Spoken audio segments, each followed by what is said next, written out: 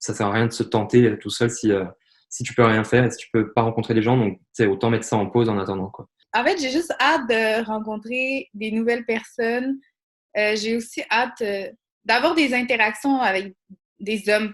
On néglige souvent le célibat, cette période où on peut tomber en amour avec soi-même. Par exemple, en ce moment, je parle à une fille que j'ai aussi rencontrée sur Tinder.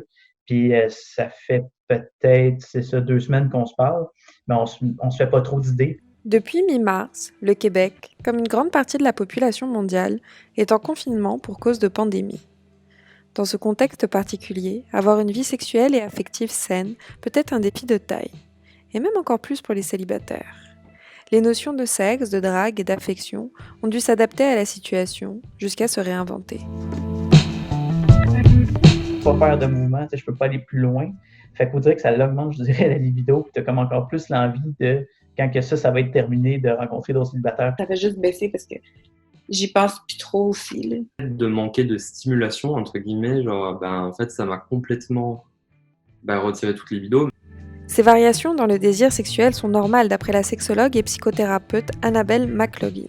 Le désir va être influencé par les stresseurs autour, dont la pandémie. Il y en a qui vont influencer leur désir à la baisse et d'autres à la hausse.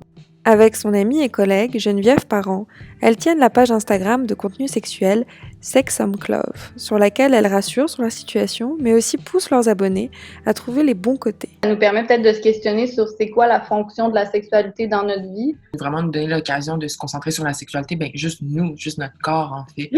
C'est pas nécessairement de consommer de la pornographie, mais ça peut être, est-ce que c'est de la masturbation, est-ce que c'est des touchés, est-ce que c'est de la consultation de littérature érotique. Ça peut peut-être nous faire varier un peu dans notre...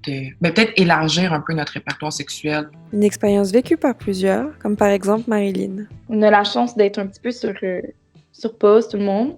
Moi, je pense que la sexualité, les relations, peu importe qu'est-ce qu'on a envie, qu'est-ce qu'on cherche, qu'on veut être en couple, qu'on veut pas être en couple, je pense que ça commence par soi.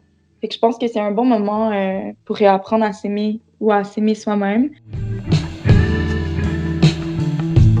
C'est plus difficile sûrement de rencontrer des gens, mais comme on est une génération de réseaux sociaux, c'est sûr qu'il y a toujours des applications pour ceux qui aiment ça.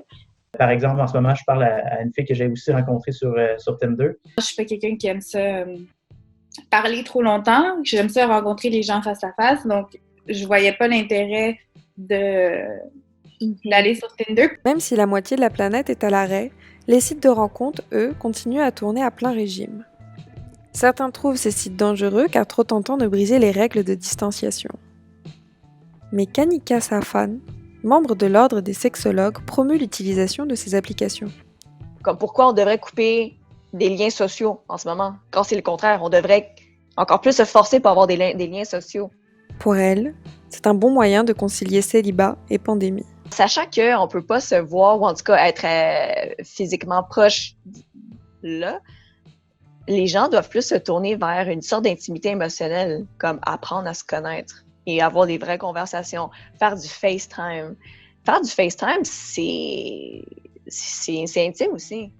On se parle à peu près quotidiennement, mais ça l'amène à peut-être développer une relation, à mieux connaître la personne. On se dit ça, on va peut-être mieux se connaître quand on va arriver à se rencontrer parce que on ne peut pas faire autrement. Les réseaux sociaux gays de rencontres, souvent, ça tourne beaucoup autour du sexe. Directement, de manière assez rapide.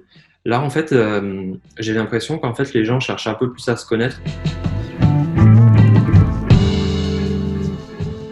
Pour tous les célibataires, c'est oui, un manque peut-être sexuel, mais aussi affectif.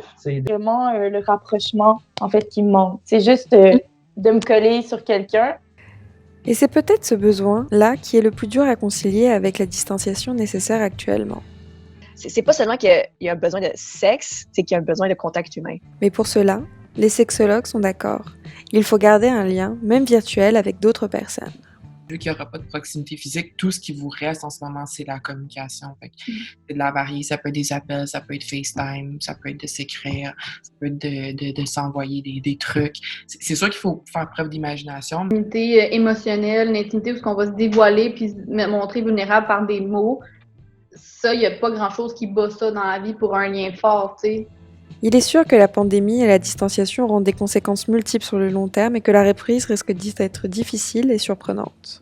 J'ai hâte de voir, en fait, je suis vraiment curieux de voir comment ça va être en sortant, surtout pour tous les niveaux des célibataires. C'est une machine qui va mettre un petit moment avant de redémarrer, quoi. Donc tout le monde va sauter dessus, mais en tout cas, je pense que ça va être très, très intéressant. Mais ça peut aussi être un moment pour apprendre un peu plus sur nous-mêmes et peut-être prendre notre temps.